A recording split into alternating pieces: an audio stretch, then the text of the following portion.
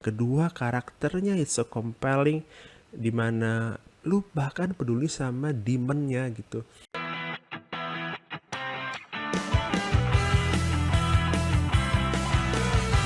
Selamat datang di episode terbaru dari Screensavers ID bareng gue Shani Budi Pandita si Mimin Jangkung. Kalau misalnya lu bosan lihat gue di YouTube, well too bad, akan banyak gue di YouTube Screensavers ID. Tapi kalau misalnya kalian pengen nontonin mimin-mimin yang lain, misalnya gue akan ajak beberapa gitu ya, atau ajak untuk ngobrolin satu film atau satu topik tentang film. Tapi kalau misalnya pengen lihat empat-empatnya, biasanya kami akan ada di setiap akhir bulan gitu. Segmennya namanya Screen Caps. Jadi akan recap semua tontonan dan berita-berita film di akhir bulan gitu. Jadi tungguin aja ya kalau misalnya pengen nonton yang selain gue gitu. Tapi kali ini gue bikin video ini karena gue pengen ngomongin satu anime yang gue lagi suka-sukanya. Ya, yeah, I know it's late mungkin ya, tapi gue lagi suka-sukanya. Namanya adalah animenya Demon Slayer Kimetsu no Yaiba gitu. Jadi ceritanya adalah waktu minggu pas gue rekaman ini, jadi season 3 itu lagi baru rame-ramenya gitu. Walaupun rame-rame sih. Karena rame karena ada episode terakhir di Entertainment District Kimetsu no Yaiba gitu. Dan jujur gue dari awal nonton Kimetsu no Yaiba atau tahu Kimetsu no Yaiba tuh belum tertarik gitu, karena kayak salah satu apa ya namanya? Salah satu kesulitan gua sekarang adalah keep up dengan anime yang terlalu panjang ya. Terus kayak gua kapan nontonnya ya gitu. Tapi entah kenapa Kimetsu no Yaiba ini membuat gue bisa menonton anime maraton lagi gitu setelah sekian lama. Mungkin salah satunya karena melihat seasonnya dengan arc-nya itu nggak terlalu panjang banget gitu ya. Ya memang season 1 itu panjang 26 episode, tapi season 2 sampai season 3 itu kan cuma 7 sama 11 episode. Jadi kayak oke lah, I can try it gitu kan. Terus ternyata pas gue nonton bagus ya. I know kenapa semua beberapa temen gue, circle gue gitu ya, suka banget sama Kimetsu no Yaiba gitu. Itu yang terjadi sama gue. Gimana, apa yang kita bahas pertama kali? Yang pertama kali bahas ya pasti the quality of the animation, it's top notch menurut gue. Kayak wow, dari selama pas video ini gue bikin, gue baru nonton sampai 2 season. Jadi season 3 belum gue tonton nih gitu. Jadi 2 season itu menurut gue tidak ada dengan studio anime yang sekarang lagi rame kayak Overwork dan lain-lain. Gue merasa si Ufotable ini they can manage the quality of the animation gitu ya. Terus setara, bahkan tiap episode tuh lebih bagus gitu. Gue nggak tahu karena apa memang karena dibuat per arc gitu ya, per arc. Jadi fokus gitu, nggak satu season itu puluhan episode gitu ya, hanya season 1 yang memang harus layout groundwork gitu kan ya, kayak ngasih tahu background dan lain-lain. Oke, it's 26 episode, tapi season 2 cuma 7 dan season 3 cuma 11. Itu menurut gue menjadi salah satu keuntungan Ufotable, sehingga kualitasnya kejaga gitu. Dan the CGI blending in the animation itu menurut gue gila banget sih. Ada satu episode yang Tanjiro itu lawan demon yang pakai kentongan apa sih, tamborin gitu ya. The quality of the scenery gitu ya, 3D-nya itu keren banget. Apalagi pas si Tanjiro berusaha untuk bangun di flipping bangunan yang gerak terus gitu. Itu bagus banget menurut gue. Eh, dan kalau lu lihat scenery kan, si di Demon Slayer ini banyak banget, bukan banyak, beberapa ada shot, long shot gitu, terus ada karakternya di jalan dua gitu kan ya. Itu mereka pakai 3D rigging yang kelihatan sebagus hand drawn gitu. Jadi kayak kalau lo perhatiin ya, lo itu siapapun karakternya gitu, kebanyakan Tanjiro sih. Atau Tanjiro, Zenitsu atau Inosuke gitu. Itu jalan gitu ya. Itu pakai 3D rigging, karakter 3D-nya gitu. Jadi kayak nggak it's so good sampai gue, eh wow, ini apa, gue nyari gitu. Correct me, maaf, gue belum tahu Ufotable sebelum gue nonton Kimetsu no Yaiba gitu. Terus saya, wow, Ufotable ini keren juga ternyata bikinnya gitu. Terus fighting scene, Ufotable membuat fighting scene anime atau Kimetsu no Yaiba terutama ya, it's so good, it's so rewarding, sampai kayak ini kan ceritanya kan swords, sebenarnya swordsman biasa gitu ya. They merely have a power, super power, tapi kayak mereka menggambarkan kayak Tanjiro sabetan pedangnya flowing like water gitu, terus Zenitsu gerakannya secepat kilat, Inosuke apa ya, Inosuke dengan barbarnya gitu, dengan Rengoku, dengan wah pokoknya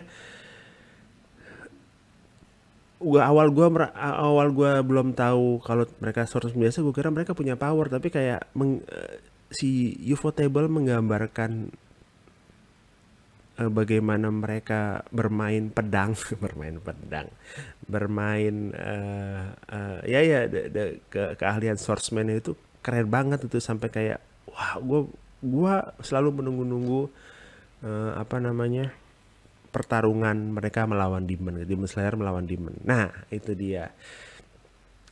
Pertama gue suka sekali animasi dan CGI-nya. Kedua, karakternya it's so compelling, dimana lu nggak hanya peduli sama protagonisnya Nezuko dan Tanjiro dan Zenitsu dan Inosuke, kesembilan Hashira gitu. Lu bahkan peduli sama demonnya gitu.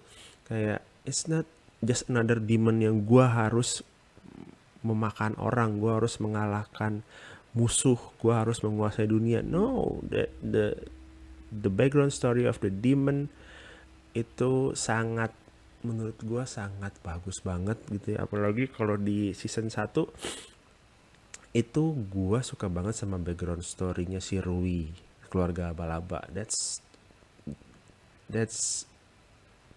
sementara gini, terjadi konflik karena we know it's a demon, mereka melakukan hal jelek dengan membunuh orang, memakan orang, tapi dengan depth of story dari demonnya itu membuat gue, iya ya, kasihan juga ya mereka jadi demon karena A, karena B, karena C gitu. Dan karakter-karakternya juga kayak it's not Demon Slayer, terutama Tanjiro ya.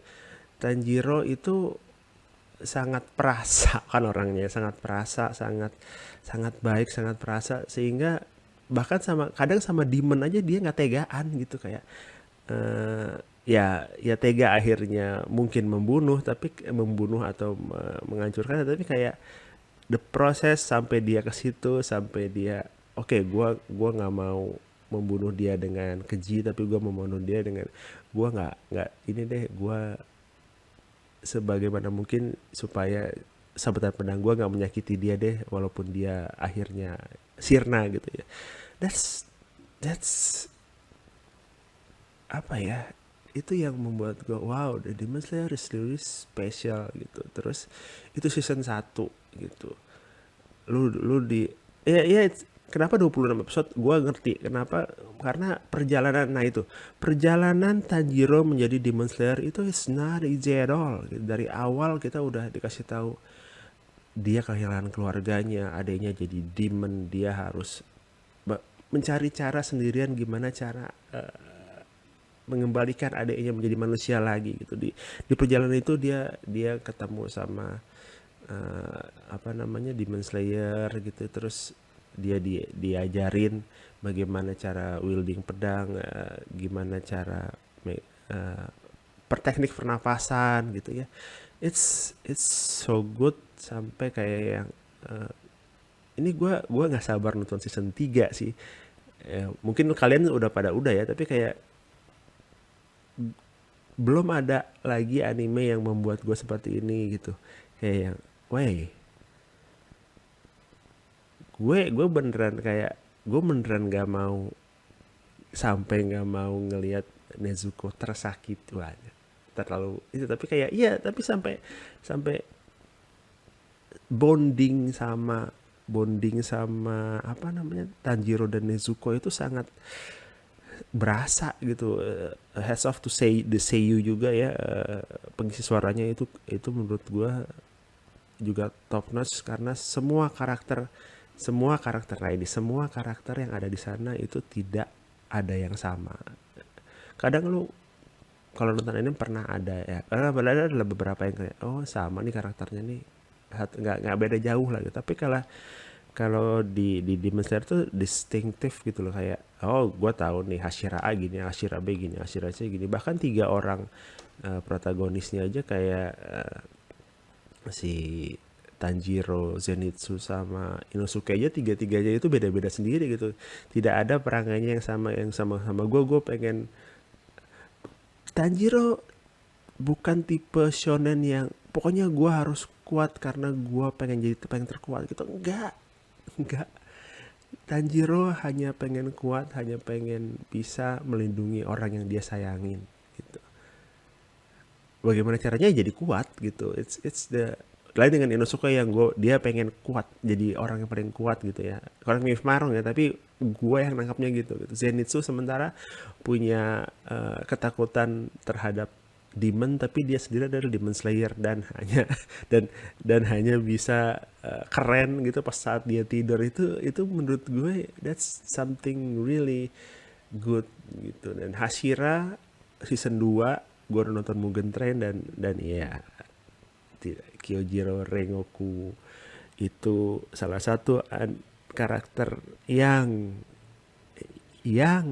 menurut gue sangat-sangat inspirasional gitu ya. Gue suka. Oh, satu lagi yang menurut gue menarik dari season Demon Slayer ini, the biggest enemy yang dicari sama Tanjiro itu sudah keluar di awal-awal episode. Jadi kita nggak tahu Muzan itu kayak gimana gitu, bentuknya kayak gimana gitu. Kita mengalami apa yang dialami oleh Tanjiro kelihatannya gitu ya. Karena Muzan ini kayak even the Hashira belum ketemu sama Muzan.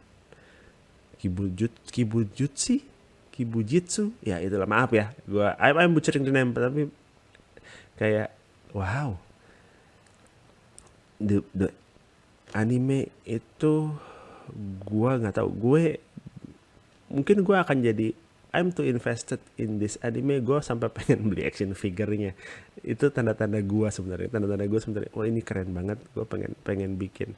I don't know, tapi kayak pasti gue akan paling nggak ya Hashiranya pengen 99-nya ada itu gue. Terus ya apalagi yang bisa anime musik, BGM-nya iyalah udahlah Lisa Gurenge itu udah memang sebelum gue invested juga gue udah suka sama lagunya gitu ya. Terus that's fitting a lot with the anime gitu. Apalagi ini karena gue agak overwhelming dengan Demon Slayer sampai gue nggak sabar nonton third act-nya di Entertainment District gitu ya, dan ketemu Uzui, ikut Uzui ke Entertainment District untuk nggak tahu untuk ngapain, kayaknya cari tiga istrinya ya. Gue baca-baca gitu, tapi gue nggak mau gue gue pengen cepet-cepet, semoga eh, apa namanya, gue bisa cepet ngelarin si season 3. Dan gue pengen ngobrol-ngobrol sih sama kalian nih yang sudah duluan gitu ya, sudah duluan nonton si Demon Slayer ini. Terus pengen pengen cerita aja, pengen tahu cerita mereka gimana awalnya gitu-gitu. Jadi tell me, apakah lu mau gua ajak untuk apa namanya, ngobrol-ngobrol tentang Demon Slayer gitu ya. Kalau mau, kasih tahu di komen di bawah. Terus apalagi, karakter itu, fighting style ya, gue masih nggak sih amazed sama semuanya itu deh. Semuanya elemennya sangat-sangat menarik sehingga gue gue pribadi ya bisa maraton itu dengan enak gitu. Kalau misalnya tanya gue nonton di mana, gue nontonnya di Netflix. Mungkin banyak ya di OTT lah. Ada beberapa OTT yang menyarankan di Demon Slayer juga, tapi gue nontonnya di Netflix. Karena itu paling nyaman. Dan gue nggak baca komiknya gitu. Menurut gue pernah sempat baca komiknya tapi gue nggak lanjutin. Kayaknya eh, untuk Demon Slayer ini, format anime adalah format yang paling tepat buat gue untuk nonton dan untuk menikmati si cerita ini gitu kan. Kalau misalnya kalian lebih suka komiknya, monggo gitu, monggo silakan. Tapi gue lebih dengan segala macam visual dan segala macam apa namanya CGI-nya, gue sangat suka dengan Kimetsu no Yaiba versi animenya gitu. Nah, tell me what you think about Demon Slayer Kimetsu no Yaiba di bawah. Mana arc paling favorit lo, mana episode paling favorit lo, mana karakter paling favorit lo, taruh di bawah. Nanti kita akan ngobrol-ngobrol lagi setelah gue selesai season 3. Gue juga kayaknya pengen bikin ya ngobrol-ngobrol live mungkin ya di Twitter atau di YouTube gitu ya, supaya orang bisa ngobrol-ngobrol bareng gue, supaya gue yang newbie Demon Slayer ini bisa nanya-nanya ke para Hashira gitu. Gimana, bener nggak sih yang gue alamin ini terjadi pada mereka juga gitu. Sampai kalau gitu, terima kasih sudah nonton episode gue geeking out tentang Kimetsu no Yaiba Demon Slayer. Sampai berjumpa di episode selanjutnya bareng gue Mimin Jangkung Sani Budi Padita di Screensavers ID. Oh ya, kalau misalnya kalian belum belum follow kami ada di TikTok, ada di Twitter, ada di YouTube, dan ada di Instagram masing-masing @screensaversid. Jadi kalau misalnya mau ngobrol sama kami seringnya bikin atau aktifnya di Twitter gitu. Jadi kalau misalnya mau ngobrol sama kami, silahkan ke Twitter, follow kami, nanti kita ngobrol di sana. Oke, kalau gitu. Thank you sudah nonton sekali lagi. Sampai jumpa di episode selanjutnya bareng gue Mimin Jangkung Sani Budi Padita di Screensavers ID. Bye bye.